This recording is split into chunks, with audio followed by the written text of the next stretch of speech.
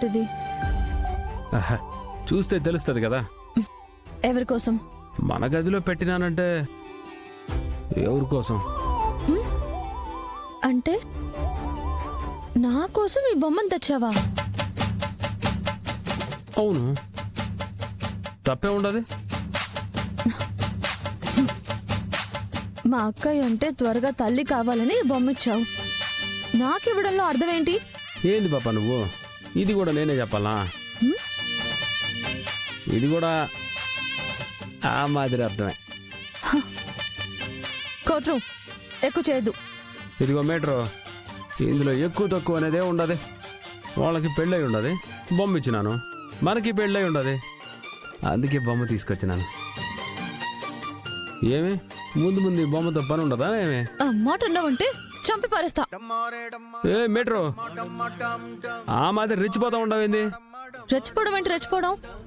నువ్వు బొమ్మ తీసుకొచ్చి చూపించగానే నేను మై మరిచిపోయి నిన్ను ప్రేమించేస్తాననే కదా నీ ఫీలింగు. ఎట్టగో ప్రేమిస్తా ఉండవు కదా. నీ మొహానికి ప్రేమించడం ఒకటా? ఇంతే ఇంతే, ఆడవాళ్ళంతా ఇంతే.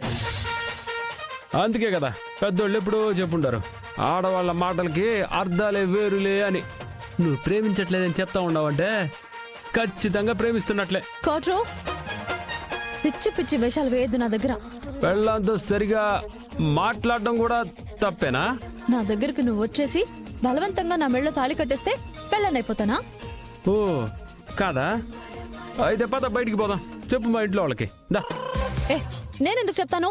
మరి వాళ్ళ ముంగిటి చెప్పకుండా నాకు మాత్రమే చెప్తే ప్రయోజనం ఏముండదు? నాకు ఇష్టం లేకుండా తాళి కట్టావు. నువ్వేమైనా నాకు చెప్పి చేసావా? చెప్పి చేసే అవకాశం రాలేదు పాపా. కానీ తాళి కట్టినాకైతే భార్యగా నా ఇంటికి వచ్చిండవు కదా. వచ్చాను కదా అనేసి ఇలా బొమ్మలు తీసుకొచ్చేసి మా అక్క బావలాగా సంవత్సరం తిరగకుండా పిల్లల్ని కనేద్దాం. ఇలాంటి పిచ్చి పిచ్చి కలలు కనొద్దు. కలలు కనేదే ఉండదు.